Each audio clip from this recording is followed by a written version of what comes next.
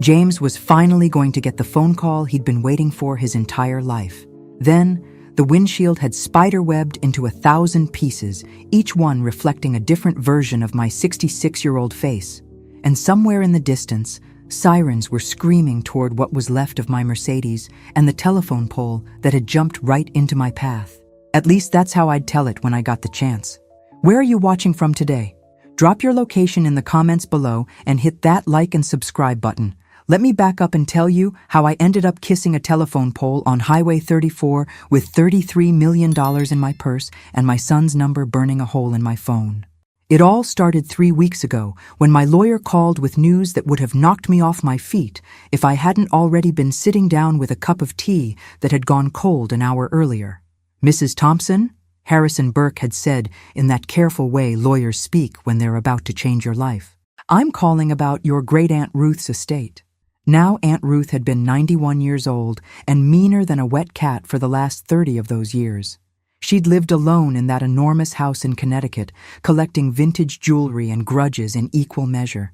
The family joke was that she'd outlive us all out of pure spite. But apparently even spite has its limits, because she'd passed away peacefully in her sleep the week before Christmas.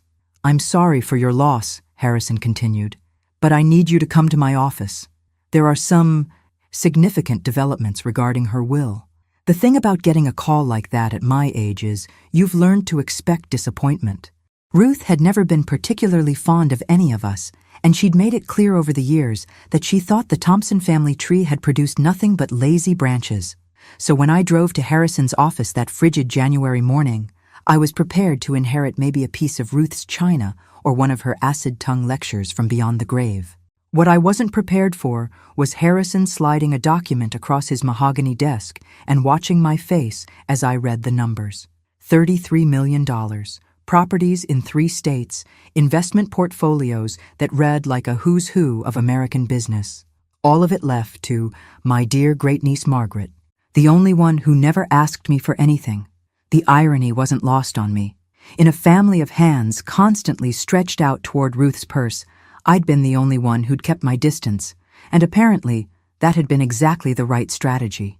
She left letters for each family member, Harrison had explained, pulling out a cream-colored envelope with my name written in Ruth's spidery handwriting. "Yours is particularly detailed." I'd read that letter 3 times before the full meaning hit me. Ruth had been watching all of us for years, taking notes, making judgments, and she'd seen things about my son James that I'd been too much of a mother to admit.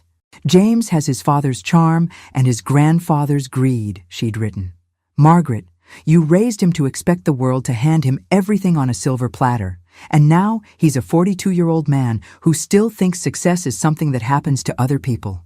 Don't let him waste what I've built." That should have been my first warning.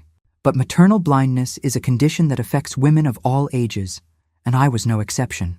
3 weeks later, sitting in my car outside James's office building with a manila envelope containing bank statements that would change both our lives, I was still thinking about how proud he'd be, how this would finally give him the security he'd been looking for. The last thing I remembered before the crash was James's secretary telling me he was in a meeting and couldn't be disturbed. I'd been pulling back into traffic, imagining the look on his face when I told him the news, when a delivery truck ran a red light and sent both of us into a dance that ended with me French-kissing a utility pole. Now here I was, 3 days later, staring at a hospital ceiling that had brown water stains shaped like countries I'd never visited, listening to the steady beep of machines that were apparently keeping me alive. My left arm was in a cast. My head felt like it had been used for batting practice. And every time I breathed, my ribs reminded me why sudden stops were bad for people our age. The worst part wasn't the pain, though. The worst part was that I'd called James the moment I woke up, and this is what he'd said. "Mom, I don't have time for this kind of thing right now. I'm in the middle of closing the biggest deal of my career, and I can't just drop everything because you had a fender bender." A fender bender. That's what he called the accident that had left me looking like I'd gone 10 rounds with a professional boxer. But here's the thing about hitting rock bottom at 66. Sometimes it gives you the perfect angle to see exactly what kind of foundation you've been building your life on. That was Tuesday. Today was Friday, and James still hadn't come to see if I was breathing. But I'd gotten something better than a visit from my ungrateful son. I'd gotten clarity, and clarity at my age was more valuable than all of Aunt Ruth's millions. Well, almost. The nurses here at Riverside General have been trying to cheer me up by telling me how lucky I am to be alive, which is exactly the kind of toxic positivity I'd expect from people who spend their days watching other people die. Lucky, right. Because nothing says good fortune like discovering your only child has the emotional depth of a puddle and the loyalty of a campaign promise. I'd been Margaret Thompson, devoted mother and widow, for so long that I'd forgotten I used to be Margaret Sullivan, the girl who'd talked her way into college with a partial scholarship and enough determination to power a small city. Somewhere along the way, I'd traded in my backbone for a maternal instinct that had apparently been working overtime for the last 42 years. Let me tell you about James, my pride and joy, my reason for living, my biggest disappointment wrapped up in a 6-foot frame with his father's blue eyes and my stubborn chin. He'd been the kind of baby that made other women stop me in the grocery store to coo over his perfect features, and I'd spent the next 4 decades waiting for his personality to catch up to his appearance. James graduated from college with a business degree and enough student loans to buy a house, then spent the next 20 years jumping from job to job like a man with commitment issues and a trust fund. The problem was, there was no trust fund, just a mother who kept bailing him out every time his latest get-rich-quick scheme crashed and burned. There was the year he decided to become a real estate investor, with no money and less sense. 6 months later, I was writing a check to save him from bankruptcy. Then came his restaurant phase, because apparently watching cooking shows made him think he understood the food industry. That disaster cost me my vacation fund and his marriage to a perfectly nice woman named Jennifer who wisely ran for the hills. The pattern was always the same. James would get excited about something new, convince himself he was meant for greatness, dive in head first, and then call me when the water got too deep. And like the fool I was, I kept throwing him life preservers instead of swimming lessons. Which brings me to Emily Walker, the mysterious woman who'd become Mrs. James Thompson 3 months ago in what he'd described as a small, intimate ceremony that was so intimate it didn't include his mother. I'd found out about the wedding from a Facebook post, which tells you everything you need to know about our relationship these days. Emily was 38 years old, worked in marketing, and had the kind of smile that never quite reached her eyes in photographs. I'd met her exactly once, at a strained dinner where she'd spent the entire evening asking pointed questions about my financial situation while pretending to be interested in my quilting hobby. "Mrs. Thompson," she'd said, leaning forward with that plastic smile, "James tells me you're thinking about downsizing. That's so smart at your age. Have you considered what you'll do with all the equity from your house? Now, I may be old, but I wasn't born yesterday. When a woman starts talking about your equity on the first meeting, she's not interested in becoming your daughter-in-law. She's interested in becoming your heir." But I'd kept my mouth shut because James had seemed happy. And after Jennifer had left him, I'd been worried he'd end up alone. Now, lying here with machines beeping my vital signs to an empty room, I was beginning to think alone might have been an improvement. The door opened, and Dr. Sarah Martinez walked in with the kind of purposeful stride that told me she had news that wasn't going to make my day any better. "Mrs. Thompson, how are you feeling today?"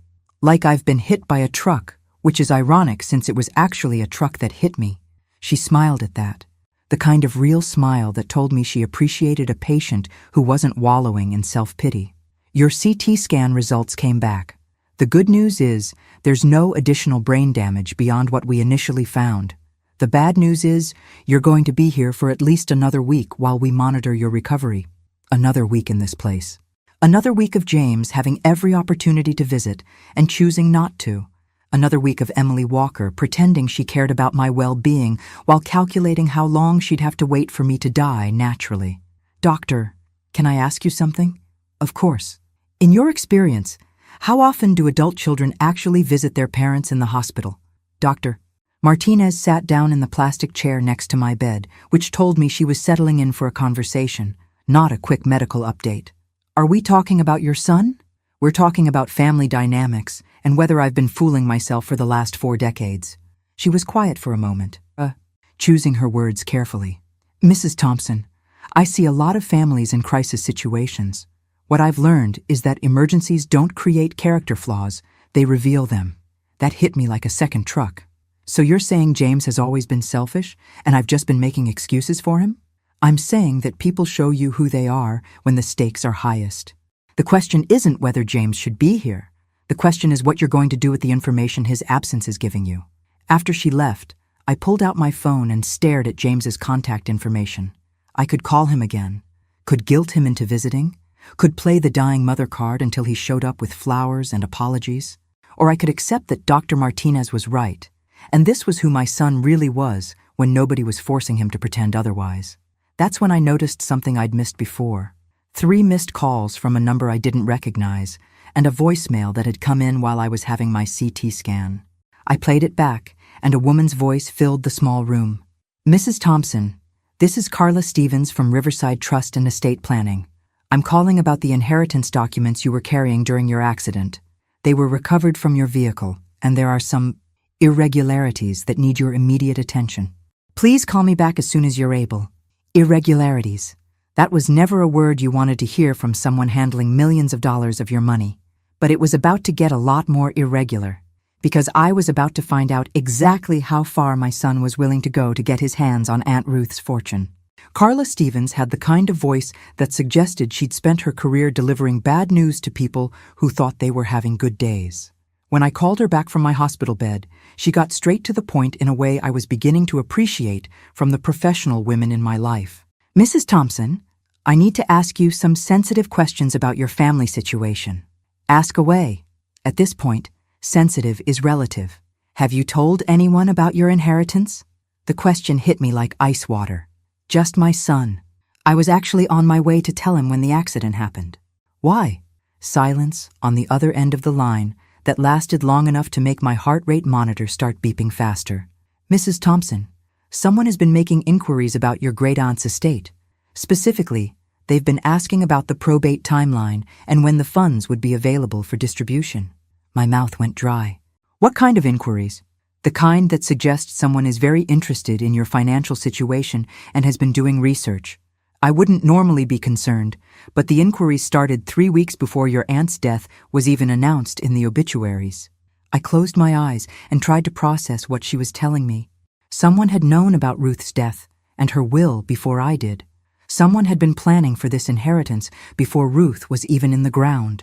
"Mrs. Thompson, I hate to ask this, but have you recently updated any insurance policies, wills, or beneficiary information?" The room started spinning. And it had nothing to do with my head injury. "No, I haven't changed anything in years. My son is still my primary beneficiary on everything. I think you need to consider making some changes. Soon." After I hung up, I sat there staring at the water-stained ceiling and trying to figure out how my life had become the kind of family drama they made Lifetime movies about. Either I was being paranoid, or my son and his new wife had been planning their inheritance strategy before I even knew there was an inheritance to plan for. The knock on my door interrupted my spiral into maternal disappointment. A young nurse I hadn't seen before poked her head in. She was maybe 30, with dark hair pulled back in a ponytail and the kind of bright eyes that suggested she actually enjoyed her job. "Mrs. Thompson, I'm Nicole, and I'll be covering for Sandra this weekend. How are you feeling?"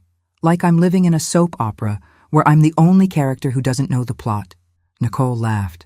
A real laugh that made me like her immediately. "That sounds about right for a Friday afternoon in the hospital. Mind if I check your vitals?" As she worked, I found myself studying her face. There was something familiar about her features, something that nagged at the edge of my memory like a word on the tip of your tongue. "Nicole, have we met before? You look familiar." She paused in taking my blood pressure, and I caught a flicker of something in her expression. Recognition? Nervousness? "I don't think so, Mrs. Thompson. I just started working here this week." "What made you choose nursing?" My grandmother was a nurse. She always said it was the kind of job where you could make a real difference in people's lives. She finished with the blood pressure cuff and made notes on my chart. She used to tell me stories about her patients, how sometimes the families were harder to deal with than the medical problems. Something in her tone made me look at her more carefully. "What kind of family problems?" Nicole sat down in the chair Dr. Martinez had vacated earlier, which seemed to be becoming the unofficial confession booth of room 314. Adult children who only show up when they think there's money involved, families who fight over inheritances before the patient is even gone. People who use medical emergencies as opportunities instead of wake-up calls. I was starting to understand why she looked familiar. Not because I'd met her before, but because she had the same expression I'd been wearing since Tuesday. The look of someone who'd figured out that the people closest to them weren't quite who they'd pretended to be. "Nicole, can I ask you something personal?" "Sure." "Have you ever had to choose between what you want to believe about someone and what the evidence is telling you?" She was quiet for a long moment, and when she answered, her voice was soft. "Every day, Mrs. Thompson. Every single day." After she left, I called Harrison Burke, my lawyer, and asked him to come to the hospital. If Carla Stevens was right, and someone had been making inquiries about Ruth's estate before her death was public, I needed to know exactly what kind of legal protection I had. More importantly, I needed to know what kind of legal exposure James might have created for himself. Harrison arrived 2 hours later with his usual leather briefcase and his worried expression that told me he'd been doing research since my call. "Margaret, we need to talk about some things that might be difficult to hear." "Harrison, at this point, difficult is my middle name. Hit me with your worst." He pulled out a folder and set it on the hospital table. "I've been looking into the inquiries about Ruth's estate. They came from a law firm in the city that specializes in estate planning and asset protection." "Asset protection from what? From creditors? From tax obligations? From family disputes?" He opened the folder and showed me a business card. "The attorney who made the inquiries is named Kevin Hayes.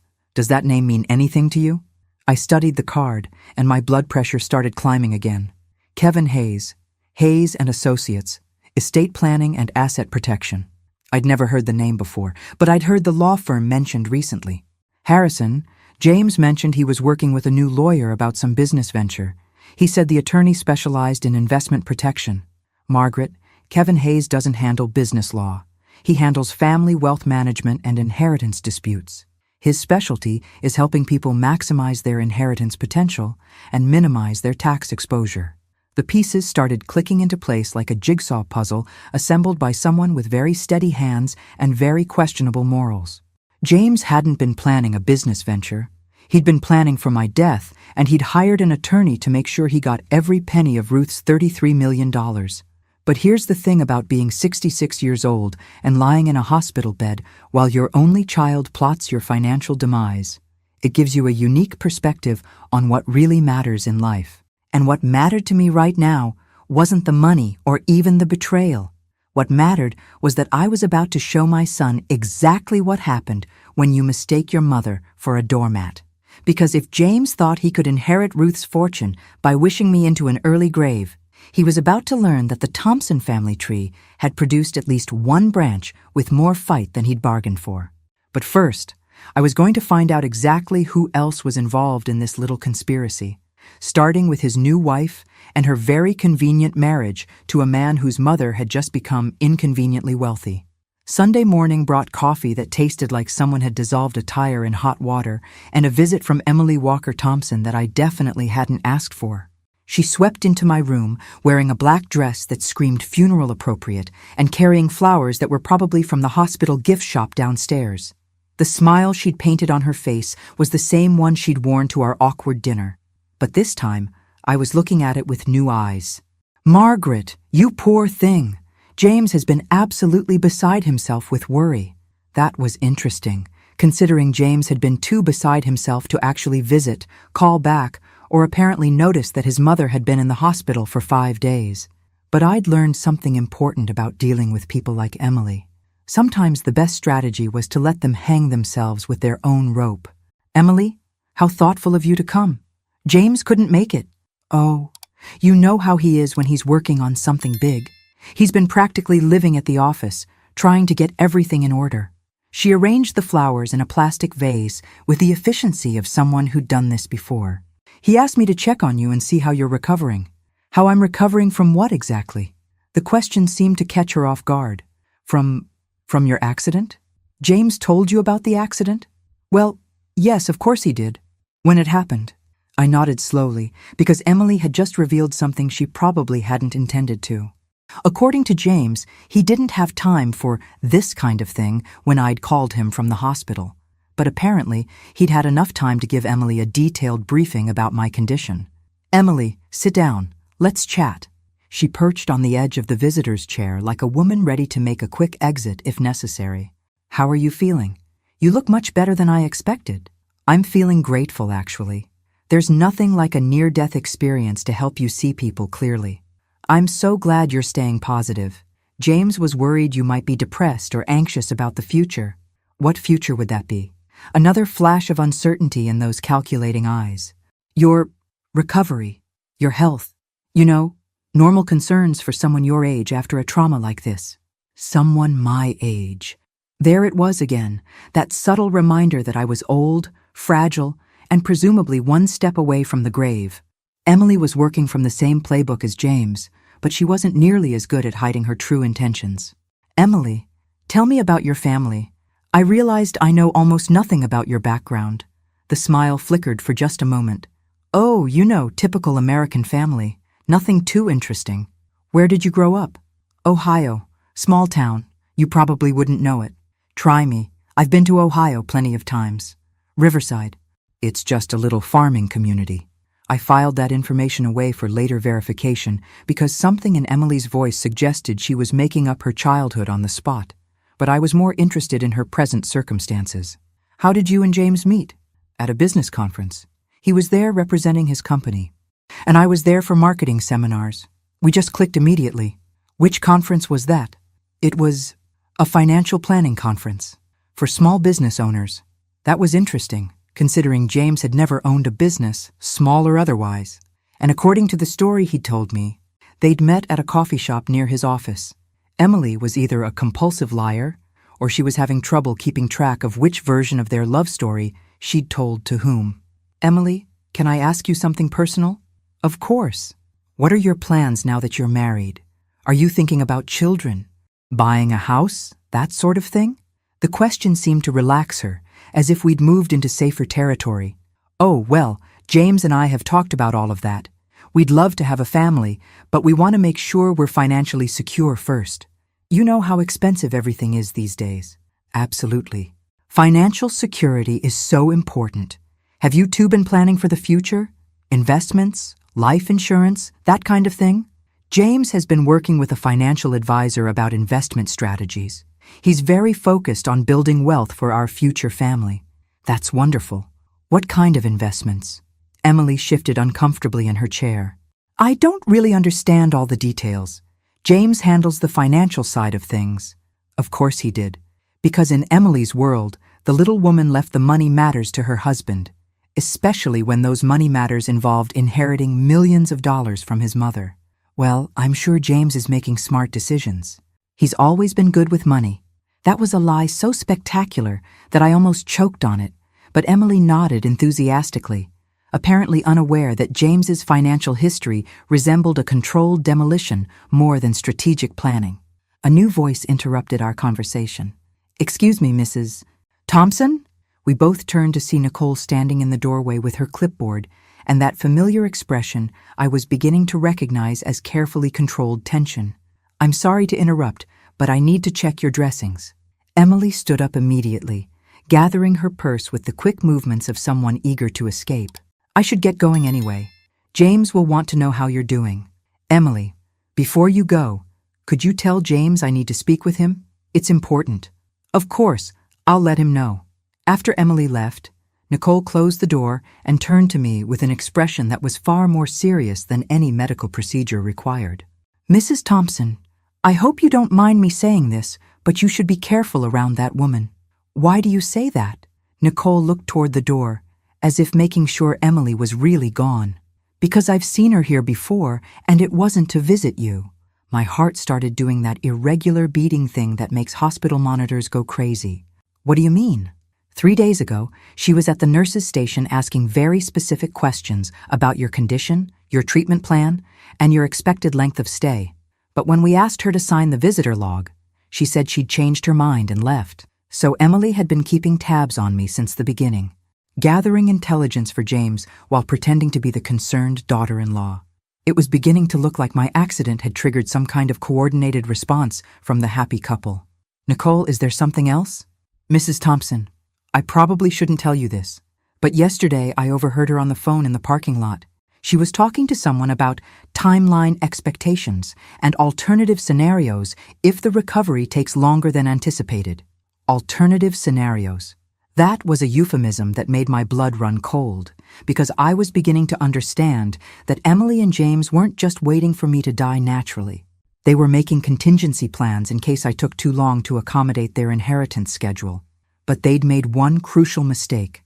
They'd underestimated the woman they were trying to manipulate, and they were about to discover that surviving 66 years on this planet had taught me a few things about recognizing predators. The question now wasn't whether James and Emily were planning something. The question was how far they were willing to go, and how much evidence I could gather before they figured out that their target was fighting back. By Monday morning, I'd made a decision that would have shocked the old Margaret Thompson, but felt perfectly natural to the new version of myself that was emerging from the wreckage of my maternal illusions. I was going to investigate my own son and his wife like the potential criminals they were apparently becoming. The first step was calling Detective Maria Rodriguez, a woman I'd met at a community safety meeting last year who'd impressed me with her no-nonsense approach to elder fraud. When I explained my situation, she didn't dismiss my concerns as the paranoid fantasies of a traumatized accident victim. Mrs. Thompson, what you're describing fits a pattern we see more often than people realize. Adult children who marry quickly after a parent receives an inheritance, mysterious inquiries about estates, sudden interest in a parent's medical condition. These are red flags. What kind of red flags? The kind that suggest someone is planning to accelerate their inheritance timeline. That phrase hit me like a slap. Are you saying you think James and Emily might be planning to hurt me? I'm saying that when large amounts of money are involved, people sometimes consider options they wouldn't normally think about, especially if they believe they can make it look accidental. After I hung up, I sat there staring at my reflection in the hospital window and trying to process the fact that I was now officially worried that my own son might be planning my murder. It was the kind of realization that should have sent me into hysterical tears, but instead, I found myself getting angry. The kind of cold, calculated anger that comes from finally seeing the truth about someone you've been making excuses for your entire life. That's when Nicole appeared in my doorway with what looked suspiciously like excitement in her eyes. "Mrs. Thompson, can I talk to you about something?" "Nicole, at this point, you can talk to me about anything. Fire away." She closed the door and moved her chair closer to my bed. "I've been thinking about what you said yesterday, about having to choose between what you want to believe about someone and what the evidence tells you. Yes, the thing is, I haven't been completely honest with you about why I look familiar. My heart started doing that irregular thing again, but this time, it felt like anticipation rather than dread. I did recognize you when I first saw you, Mrs. Thompson, not because we'd met, but because I'd seen your picture before. Where? In Emily Walker's apartment. The room went completely silent except for the steady beeping of my monitors. Nicole had just confirmed that my suspicions about Emily weren't paranoid delusions. They were justified. "Nicole, I think you'd better explain everything." She took a deep breath like someone about to dive into deep water. "My name is Nicole Stevens, and Emily Walker isn't who she claims to be. Her real name is Emily Hayes, and she's been planning this marriage to your son for over a year?" The world tilted sideways. Emily Hayes. As in, Kevin Hayes, the lawyer who was making inquiries about Ruth's estate? Kevin Hayes is her brother. If I hadn't already been lying in a hospital bed, I would have needed one. The pieces of the puzzle weren't just clicking into place. They were slamming together like freight trains. Emily wasn't some random woman James had met at a coffee shop or a business conference. She was part of a coordinated plan involving her attorney brother and what was beginning to look like a professional inheritance scheme. "Nicole, how do you know all this?" "Because I used to date Kevin Hayes, and I've spent the last 6 months watching him destroy people's lives for money. Emily is his sister, but she's also his business partner. They specialize in targeting wealthy older adults through their adult children." "How does it work?" "Emily identifies targets through public records, recent inheritances, property transfers, estate probates. Then she arranges to meet the heir, usually through some manufactured coincidence. She's charming, attractive, and she moves fast. Most men don't realize what's happening until it's too late." I thought about James, with his history of bad decisions and his desperate need to feel successful. He would have been perfect prey for someone like Emily. What's the endgame? Nicole's expression grew darker. Usually the marriage lasts just long enough to establish inheritance rights, and then the wealthy parent dies in an accident that looks natural. Heart attack, fall, medication mix-up, things that happen to older adults all the time. And Kevin Hayes handles the legal side? He makes sure the wills are structured properly, that the inheritances transfer quickly, and that there are no legal complications. He's very good at what he does. The full scope of what I was dealing with hit me like a second truck. This wasn't just a greedy son and his calculating wife. This was a professional operation, and I was their latest target. Nicole, why are you telling me this? Because Kevin Hayes destroyed my cousin's family last year. Same pattern, same methods. But they made a mistake with your family. What mistake? They didn't research you carefully enough. They assumed you'd be like their other targets, isolated, trusting, financially naive. But you're not, and you've been asking the right questions. I looked at this young woman who'd risked her job and possibly her safety to warn me, and I felt something I hadn't experienced in years. Genuine gratitude for unexpected alliance. Nicole, what do you need me to do? Help me gather evidence. My cousin's family never had proof of what Kevin and Emily were planning, so they got away with it. But if we can document their pattern, build a case, we might be able to stop them. And save the next family, and save your life. That afternoon, when Emily returned for her second concerned daughter-in-law visit, I was ready for her. She brought more flowers, more fake smiles, and a carefully rehearsed concern for my emotional state. Margaret, James is so worried about you. He thinks you might be depressed about the future. Have you thought about what you'll do when you get out of here? Actually, Emily, I've been thinking about making some changes. The accident really put things in perspective for me. Her eyes brightened with what I now recognized as predatory interest. What kind of changes? Well, I've been thinking about my will, my insurance policies, things like that. You know how they say you should get your affairs in order after a medical scare. That's very wise. Margaret, have you talked to an attorney? I was thinking about it. Do you know anyone good? Someone who understands estate planning? Emily's smile became more genuine, which was exactly what I'd hoped for. Actually, James has been working with someone wonderful. Kevin Hayes. He's fantastic with family financial planning. That sounds perfect. Maybe I should set up a meeting with him? I think that's a wonderful idea. I'll have James call him today. After she left, I called Nicole and told her about the conversation. Within an hour, we'd set up a plan that would either expose Emily and Kevin Hayes for the criminals they were, or get me killed in the process. But here's the thing about being a 66-year-old woman who's just discovered that her family tree includes a branch of sociopaths. Sometimes the only way forward is through, even when through leads straight into the heart of a conspiracy designed to make you disappear. Kevin Hayes had the kind of office that screamed expensive success. Leather furniture, mahogany desk, and law books that looked like they'd never been opened, but cost a fortune to display. When James walked me in for our appointment Wednesday morning, I was using a cane and playing the part of a fragile old woman who needed guidance from strong, intelligent men. Mom, I think you're really going to like Kevin. He's helped Emily and me plan our entire financial future. Kevin Hayes was younger than I'd expected, maybe 40, with the kind of smooth confidence that comes from years of convincing people to trust him with their life savings. He stood up when we entered, all professional courtesy and practiced charm. Mrs. Thompson, it's such a pleasure to meet you. James has told me so much about you, and I was so sorry to hear about your accident. Thank you, Kevin. James says you're wonderful at helping families protect their wealth. That's exactly what I do. I help people ensure that their legacy is preserved and their loved ones are taken care of according to their wishes. I settled into the leather chair across from his desk. Gripping my cane with hands, I made sure to tremble slightly. I have to admit, this inheritance has me feeling overwhelmed. $33 million is more money than I ever imagined having. Kevin's eyes lit up like a man who'd just seen his Christmas bonus walking through the door. It's certainly a substantial sum, but with proper planning, we can ensure that it provides security for you and your family for generations. What kind of planning? Well, first we need to look at tax implications.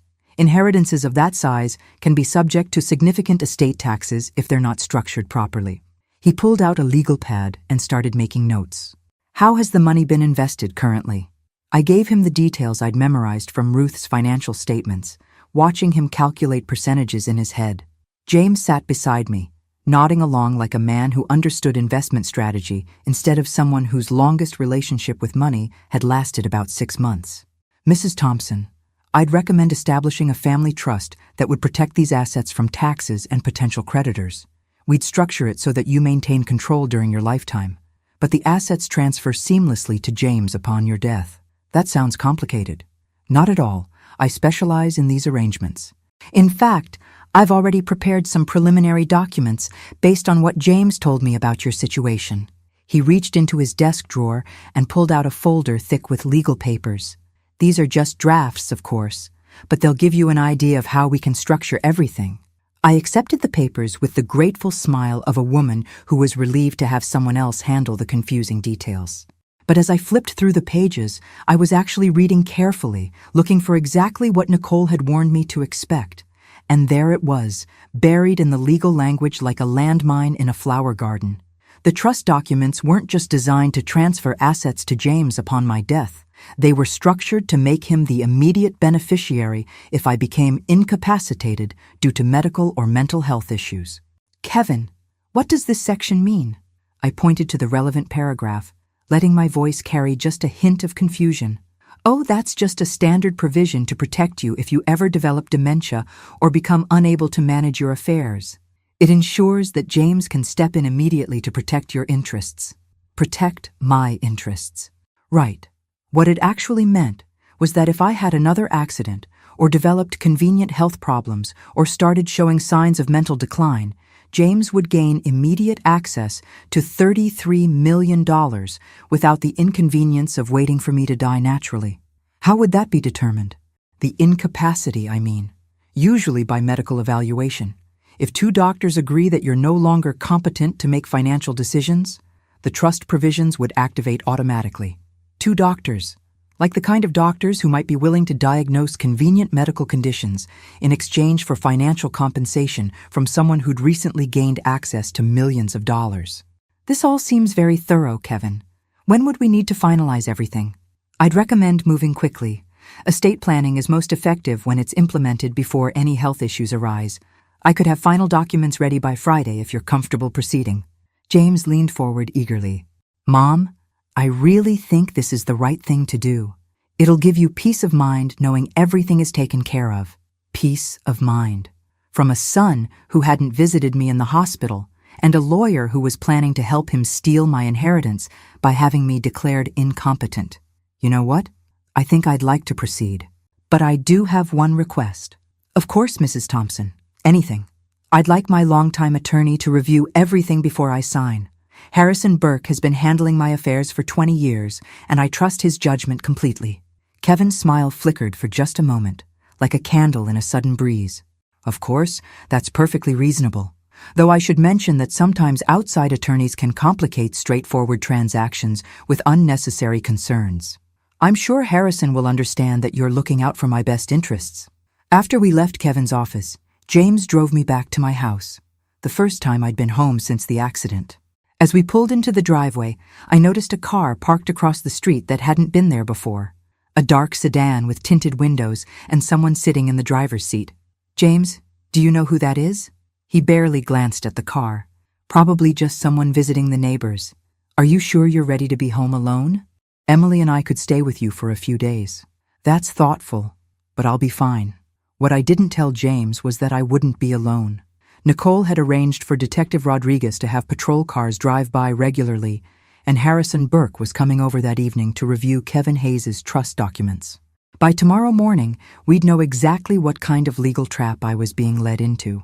But as James helped me into the house, and I watched him glance around with the calculating eyes of someone making an inventory, I realized that the legal documents were just one part of the plan. James and Emily weren't just trying to steal my money. They were trying to isolate me, control my environment, and create the perfect conditions for my convenient disappearance. The dark sedan was still parked across the street when James left an hour later. But what James didn't know was that Detective Rodriguez was sitting 3 houses down in an unmarked car taking pictures of everyone who came and went from my property.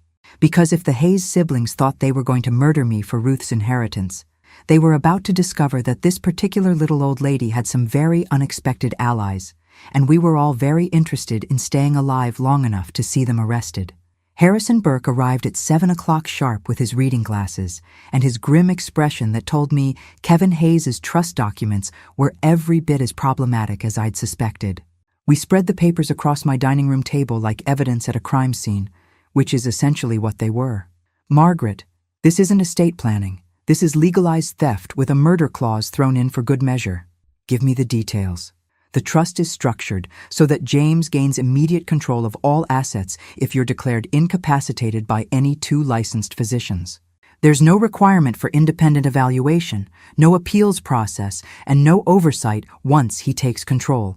Meaning if James can find 2 doctors willing to say you're mentally incompetent, he gets $33 million while you're still breathing. I thought about Kevin Hayes' smooth confidence, about Emily's careful questions regarding my recovery timeline, and about the dark sedan that had been parked across the street for 3 hours. Harrison, is this legal? Unfortunately, yes. It's unethical, predatory, and morally reprehensible, but it's perfectly legal if you sign it voluntarily. My phone rang, and James's name appeared on the screen. I glanced at Harrison, who nodded and pulled out a small recording device. Hi, James. Mom, how are you feeling?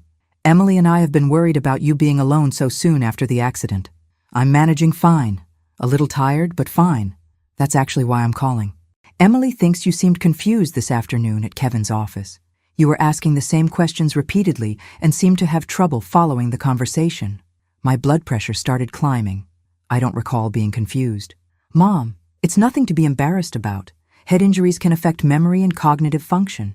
Emily thinks you should see Dr. Peterson tomorrow for a neurological evaluation. Dr. Peterson. A name I'd never heard before, suggested by Emily Walker Hayes, who happened to be the sister of the lawyer who needed 2 doctors to declare me incompetent. James, I appreciate your concern, but Dr. Martinez is handling my medical care, and she says I'm recovering well. Mom, Dr. Martinez is a trauma physician. Dr. Peterson specializes in brain injuries and cognitive assessment. Emily made an appointment for you at 10 tomorrow morning. Emily had made me a medical appointment without my knowledge or consent. That was either incredibly presumptuous or the opening move in a strategy to have me declared mentally incompetent by Friday. James, I need to think about this. Mom, there's nothing to think about. Emily and I are just looking out for your well-being. We'll pick you up at 9:30. After I hung up, Harrison looked at me with the expression of someone who'd just watched a chess master reveal their strategy. Margaret, they're moving faster than I expected. If Dr. Peterson diagnoses you with cognitive impairment tomorrow, they can file to have you declared incompetent by Friday. James could have legal access to your inheritance by Monday. That evening, I called an emergency meeting with Nicole and Detective Rodriguez. They came to my house after dark, using the back entrance to avoid the surveillance I was now certain was being conducted by the Hayes operation. Mrs. Thompson, we've identified the man in the sedan, Detective Rodriguez said, settling into my living room with her notebook. His name is Marcus Webb, and he's a private investigator who's been hired to document your daily activities and mental state. By whom? Officially, by a law firm that specializes in competency hearings. Unofficially, by Kevin Hayes. Nicole leaned forward with the intensity of someone who'd been waiting months for this conversation. They're building a case file to support Dr. Peterson's diagnosis. Photos of you looking confused, testimony about erratic behavior, evidence that you're unable to care for yourself safely. What kind of evidence? They'll claim you're forgetting to eat, leaving appliances on, getting lost in familiar places. All symptoms of cognitive decline that would justify emergency intervention. Detective Rodriguez opened her folder and showed me a surveillance photo taken through my kitchen window. It showed me standing at the stove this afternoon, looking confused and concerned. This was taken while you were cooking dinner. To someone who doesn't know better, it looks like a woman who's forgotten why she's in the kitchen. But I was actually following Harrison's recipe for pasta sauce and trying to figure out his handwriting. Exactly. But context is everything, and they're controlling the context. Nicole pulled out her own folder. thick with documents and photographs. I've been gathering evidence about Kevin and Emily's previous victims. There have been at least 6 cases in the last 3 years that follow this exact pattern. What happened to the victims? 3 were declared incompetent and died within 6 months of mysterious medical complications. 2 committed suicide after losing control of their assets. 1 disappeared completely. Her body was never found. The room went quiet as the full scope of what I was dealing with sank in.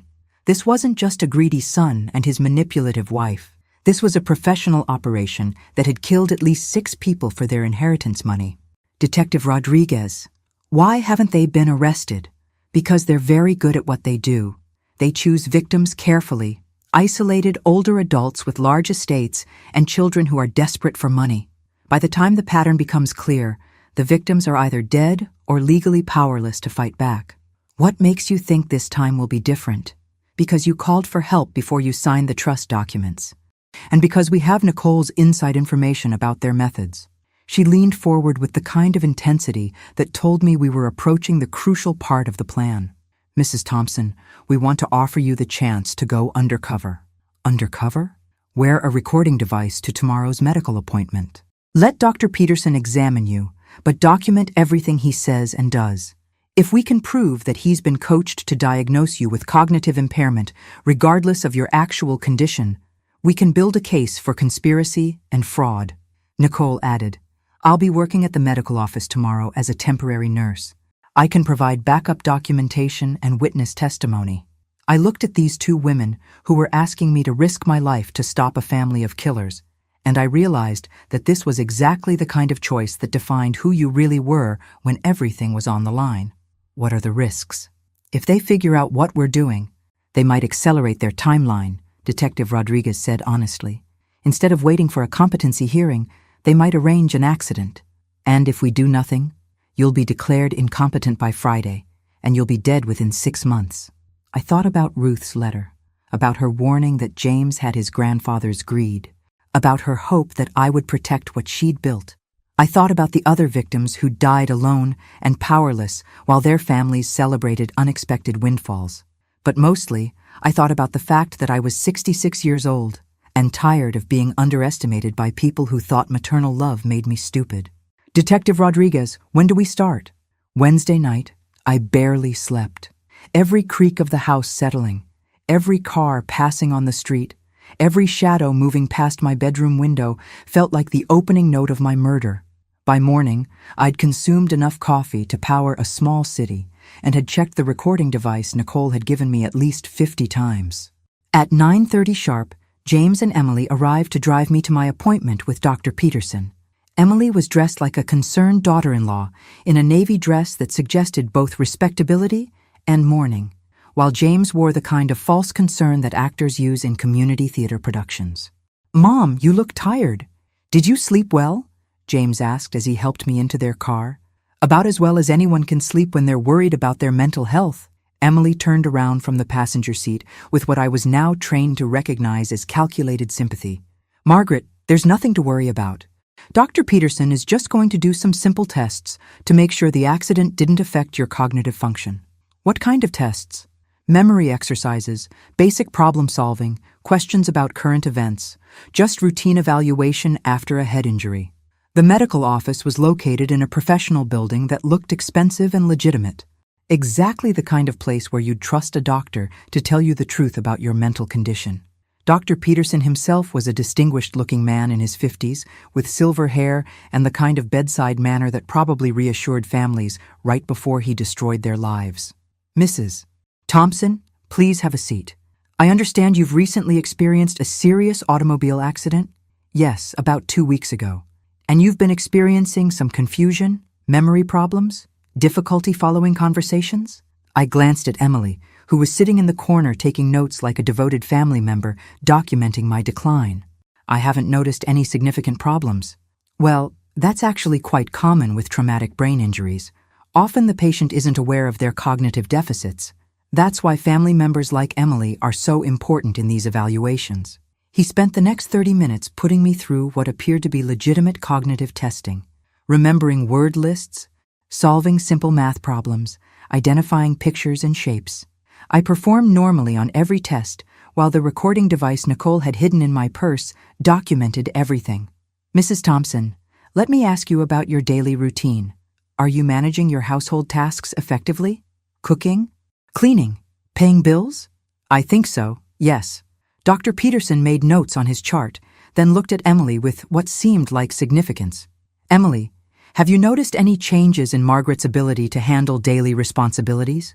And here it came, the family testimony that would justify his predetermined diagnosis. Actually, yes, Emily said with the perfect combination of sadness and concern. Yesterday, when we visited her house, the stove was left on with no pot or pan on it. There were bills scattered around the dining room table like she'd started paying them but forgot what she was doing. And she asked James the same question about her appointment time 3 different times. Every word was a lie. But Dr. Peterson was writing it all down as if Emily were a credible witness instead of a professional predator. Has she shown any signs of paranoid thinking or unusual suspicions about family members? Emily and James exchanged meaningful glances.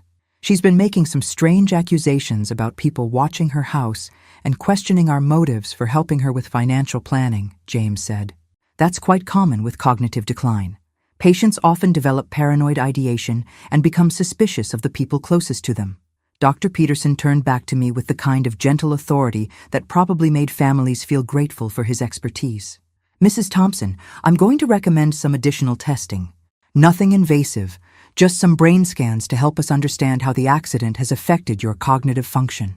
Is that necessary? I'm afraid it is. Based on my examination and your family's observations, I'm seeing signs of traumatic brain injury with associated cognitive impairment. We need to determine the extent of the damage so we can discuss appropriate care options. Appropriate care options. That was medical speak for having me declared incompetent and placing me under James's financial control. What kind of care options? Well, that would depend on the test results. But given what I'm seeing today, I think we need to consider whether you're still capable of making important decisions independently. Emily leaned forward with her concerned daughter-in-law expression. Dr. Peterson, Margaret has significant financial responsibilities that she might not be able to handle safely in her current condition. That's exactly the kind of situation where family intervention becomes necessary, Dr. Peterson agreed. We can't allow someone with cognitive impairment to make financial decisions that could be harmful to themselves or their loved ones. After the appointment, as James drove me home, I listened to them discuss my future as if I weren't sitting 3 feet away. Dr. Peterson seems very knowledgeable, Emily said. What did you think about his recommendations? I think Mom needs more help than she's willing to admit, James replied. The brain scans will give us the documentation we need to move forward with Kevin's trust arrangement. Documentation they needed. Not medical care that I needed, but legal evidence they could use to steal $33 million. When can we schedule the brain scans? Kevin said Dr. Peterson can expedite everything if we explain the urgency. We could have results by Friday. That evening, I met with Nicole and Detective Rodriguez to review the recording. What we'd captured was even more damning than I'd expected.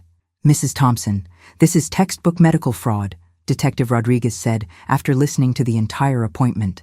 Dr. Peterson diagnosed you with cognitive impairment before he even conducted the examination. The questions he asked Emily were leading, designed to elicit specific responses that would support a predetermined conclusion.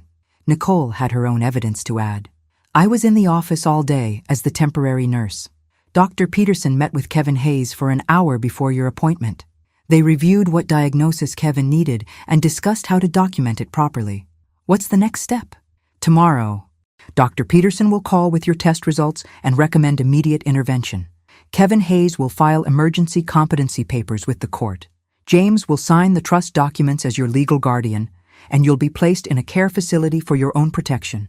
And then, within 6 months, you'll die of medical complications that are perfectly explainable for someone with traumatic brain injury. Detective Rodriguez opened her laptop and showed me a timeline she'd constructed. Kevin Hayes' previous victims all followed this exact pattern. Medical diagnosis, competency hearing, financial transfer, convenient death. I stared at the screen, looking at the names and photos of 6 people who died because they'd trusted their families to protect them instead of steal from them. Detective Rodriguez, Do we have enough evidence to arrest them? We're close, but we need one more piece. We need to catch them in the act of filing false medical reports or perjuring themselves in court. How do we do that? She smiled with the kind of satisfaction that told me we were about to turn the tables on people who thought they were smarter than the law. Tomorrow morning, you're going to surprise everyone by showing up to Kevin Hayes' office with your own attorney and your own medical expert. We're going to force them to commit perjury in front of witnesses, and then we're going to watch their entire operation collapse. But first, I was going to call James and Emily and tell them exactly what I thought of their plan to murder me for money. Because if I was going down swinging. And I was going to make sure they understood exactly who they'd tried to manipulate. After 66 years on this planet, it was time to show my family what happened when you mistook a mother's love for a mother's weakness. Thursday morning at 9:15, I walked into Kevin Hayes' office with Harrison Burke, Dr. Elizabeth Chen from the State Medical Board, Detective Rodriguez, and a court reporter. The look on Kevin's face when our little parade entered his expensive office was worth the risk of everything I was about to do. Mrs. Thompson, what's going on here? Kevin, I thought we should discuss your trust documents with some additional experts present. James and Emily were already seated at Kevin's conference table, surrounded by legal papers and wearing matching expressions of predatory satisfaction that transformed into panic as they realized their meeting had been crashed by law enforcement. Mom, what are all these people doing here?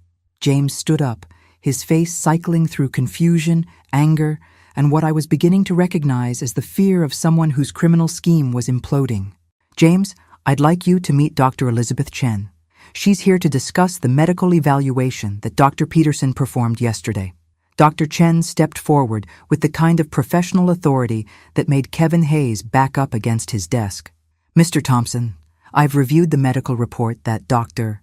Peterson filed with the court this morning, recommending your mother's immediate competency hearing. Emily went very still.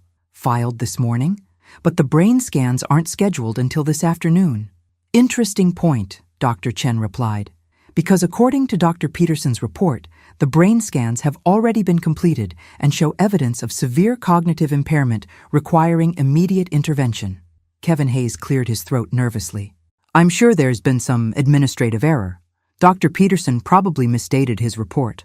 Detective Rodriguez opened her folder and spread several documents across Kevin's conference table. Actually, Mr. Hayes, the dates are perfectly accurate. Dr. Peterson filed a medical report diagnosing Mrs. Thompson with severe dementia based on brain scans that were allegedly performed last Friday. That's impossible, James said. Mom was still in the hospital last Friday. Exactly, which means Dr. Peterson filed a report based on medical tests that never happened, diagnosing a patient he had never examined, for a condition that doesn't exist. The room went silent, except for the soft clicking of the court reporter's machine, documenting every word. Harrison Burke pulled out his own folder and began reading. According to the competency petition filed with the court 2 hours ago, Mrs. Thompson is suffering from severe dementia, poses a danger to herself and others, and requires immediate placement under her son's financial guardianship to protect her $33 million inheritance. Emily and James exchanged glances like prisoners who'd just heard their death sentence. Furthermore, Detective Rodriguez continued, we have recordings of yesterday's medical appointment showing Dr. Peterson's examination was conducted specifically to create documentation for a predetermined diagnosis. I stood up slowly, letting my voice carry the full weight of 66 years' worth of disappointment in people who'd mistaken kindness for stupidity. James, I know about the Hayes siblings' previous victims. I know about the 6 people they've killed for inheritance money. And I know that you married Emily specifically to get access to Ruth's estate. Mom, you're being paranoid. Emily and I love each other. Emily, tell James about your real name. Emily's composure finally cracked completely. I don't know what you're talking about. Your real name is Emily Hayes, and Kevin is your brother. You're both professional inheritance thieves, and James is just your latest mark. James turned to look at Emily with an expression of dawning horror. Emily, is that true? Emily's silence was answer enough. Kevin Hayes made one last attempt to regain control of the situation. Detective Rodriguez, I think there are some misunderstandings here that we can clear up without involving law enforcement. Actually, Mr. Hayes, we're past the point of misunderstandings. You filed false medical documents with the court. Your sister committed marriage fraud, and you've both been conducting surveillance on Mrs. Thompson without her consent. That's enough for arrests right now. She nodded to two uniformed officers who'd been waiting outside, and they entered the office with handcuffs. Kevin Hayes, Emily Hayes, you're under arrest for conspiracy to commit fraud, elder abuse, and filing false medical reports. As the officers began reading them their rights, Emily turned to James with the first genuine emotion I'd seen from her. James, I want you to know that none of this was supposed to hurt you. You were supposed to be our partner in this. James stared at her like a man who just discovered that his entire reality was a carefully constructed lie. Partner in what? In killing your mother for her money. The words hung in the air like poison gas, and I watched my son's face as he finally understood the full scope of what he'd been drawn into. He hadn't just been greedy and selfish. He'd been the unknowing accomplice in a plan to murder his mother. Mom, he whispered, and for the first time in years, his voice sounded like the little boy who'd once come to me with scraped knees and broken toys. James, we'll talk about this later. Right now, I need you to understand that you have a choice to make. What choice? You can continue to be the kind of man who throws his mother away for money. Or you can become the kind of man who admits he was wrong and tries to make it right. Detective Rodriguez stepped forward with her final piece of evidence. Mr. Thompson, we have documentation that you were in contact with Kevin Hayes 3 weeks before your aunt's death was publicly announced. We have recordings of your medical appointment yesterday where you lied about your mother's mental condition. And we have surveillance footage of you casing your mother's house for security vulnerabilities. James looked around the room like a man who just realized he was standing in quicksand. Detective Rodriguez, I swear I didn't know they were planning to hurt her. I thought we were just trying to protect the inheritance from taxes and legal complications. That's exactly what they wanted you to think. But your choices over the next few hours will determine whether you're charged as a victim of their scheme or as a co-conspirator in attempted murder. After Kevin and Emily were led away in handcuffs, James and I sat alone in Kevin's office while Harrison Burke handled the paperwork that would undo all the legal documents they'd tried to trap me with. Mom, I'm sorry. For what, specifically? For being a terrible son, for being greedy, for letting them use me to hurt you. I looked at this man who'd been my greatest pride and my deepest disappointment, and I realized that this was the moment that would define our relationship for whatever time we had left. James, I forgive you for being greedy. I forgive you for being selfish. I even forgive you for not visiting me in the hospital. But I will never forgive you for being willing to steal from me without even having the courage to do it yourself. You hid behind Emily and Kevin because you wanted my money, but you didn't want to take responsibility for taking it. James was crying now, the kind of tears that come from finally seeing yourself clearly and not liking what you find. What can I do to fix this? You can start by testifying against the Hayes siblings. You can help us make sure they never do this to another family. And then, I thought about Ruth's letter, about her hope that I would protect what she'd built, about the responsibility that came with $33 million and a second chance at life. Then you can prove that you've learned the difference between being given something and earning it. 6 months later, I was sitting in the federal courthouse watching Kevin and Emily Hayes receive life sentences for 6 counts of murder and 1 count of attempted murder. James sat beside me, wearing a suit that had belonged to his father and an expression of someone who'd spent half a year learning what it meant to face the consequences of your choices. The prosecutor, Maria Santos, had built an airtight case using the evidence we'd gathered, plus testimony from James about the Hayes siblings' methods. It turned out that Kevin and Emily had been running their inheritance scheme for 5 years, targeting lonely widows and elderly parents whose adult children were desperate enough to participate in murder for money. Your Honor, Prosecutor Santos said during her closing statement, the defendants didn't just steal money from their victims. They stole dignity, trust, and the fundamental safety that families are supposed to provide for their most vulnerable members. Kevin Hayes showed no remorse during his sentencing. Even facing life in prison, he maintained the arrogant confidence of someone who believed he was smarter than everyone else in the room. Emily, on the other hand, broke down completely when the judge read her sentence, finally showing genuine emotion after months of calculated performance. James had testified against them with the kind of detailed honesty that comes from someone who's finally decided to stop lying to himself. His testimony had been devastating, not just legally but personally, as he described how they'd manipulated his greed and resentment into a willingness to betray his mother. The hardest part, he'd said from the witness stand, was realizing that I'd been angry at my mother for not giving me the life I thought I deserved when I'd never actually earned anything for myself. After the sentencing, James and I walked out of the courthouse together, and for the first time in years, I felt like I was walking with my son instead of dragging him along behind me. "Mom, what happens now?" "Now we figure out what we're going to do with the rest of our lives." Over the past 6 months, James had been living in a modest apartment and working as a construction supervisor, the first honest job he'd held for more than a year.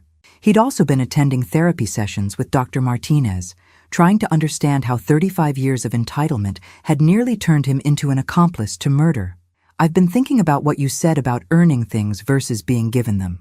And I want to earn your respect back. I want to become someone you can be proud of again." I looked at my son, 42 years old, and finally asking the right questions, and I felt something I hadn't experienced in years: hope for his future. "James, I have a proposition for you." We drove to the offices of Riverside Community Foundation, a nonprofit organization I'd been researching for months. Ruth's $33 million was more money than any one person needed, and I'd been thinking about how to use it in a way that would honor her memory while protecting other families from predators like the Hayes siblings. "Mrs. Thompson," said Maria Gonzalez, the foundation's director, "we're honored that you're considering establishing a fund with us." I'd decided to create the Ruth Sullivan Memorial Fund for Elder Protection, a foundation that would provide legal services for older adults facing financial abuse, support for families dealing with inheritance fraud, and education programs to help people recognize the signs of estate planning scams. "James is going to help me run it," I said, watching his face as he realized what I was offering him. "Mom, are you serious?" "I'm serious about giving you the chance to prove you've changed. The foundation will pay you a modest salary for honest work protecting people from the kind of criminals you almost became." James was quiet for a long moment, and I could see him processing what this meant, not just financially, but morally. What if I'm not good enough? What if I mess this up too? Then you'll learn from your mistakes and try again. But James, this time you'll be working to help people instead of hurt them. The Ruth Sullivan Memorial Fund launched 3 months later with an initial endowment of $25 million. I kept $8 million for my own retirement and independence because I'd learned that having your own resources was the best protection against people who might mistake your generosity for vulnerability. James threw himself into the work with the intensity of someone making up for lost time. He coordinated with law enforcement agencies, developed educational materials, and personally counseled families who'd been targeted by inheritance scams. It turned out that his experience as an almost victim made him uniquely qualified to help other people recognize manipulation before it was too late. "Mrs. Thompson," Detective Rodriguez said during one of our quarterly advisory board meetings, "the foundation has helped us prevent 17 inheritance fraud cases in the past 6 months. That's 17 families who still have their parents and their dignity." I looked around the conference table at the attorneys, social workers, and law enforcement officers who'd committed to protecting older adults from financial predators. And I felt the kind of satisfaction that comes from building something meaningful instead of just accumulating wealth. But the most meaningful change was in my relationship with James. Not because he'd become perfect, he was still learning how to be an adult at 42, but because he'd finally taken responsibility for his choices and was working to become someone worthy of trust. "Mom," he said one evening as we reviewed foundation applications, "do you think Dad would be proud of what we're doing?" I thought about my late husband, about the man who'd loved James despite his flaws and worried about his character. "I think Dad would be proud that you finally figured out how to use your intelligence for something other than taking shortcuts. And you? Are you proud of me?" It was a question he'd been asking in various ways since his testimony against the Hayes siblings, and finally, I could answer it honestly. "James, I'm proud of who you're becoming, and that's enough for now." 6 months ago, I'd inherited $33 million and nearly lost my life to my own son's greed. Today, I was sitting in my own foundation's office, watching James coordinate with federal agents to shut down another inheritance fraud scheme, and feeling the kind of contentment that comes from surviving your worst nightmare and building something better from the wreckage.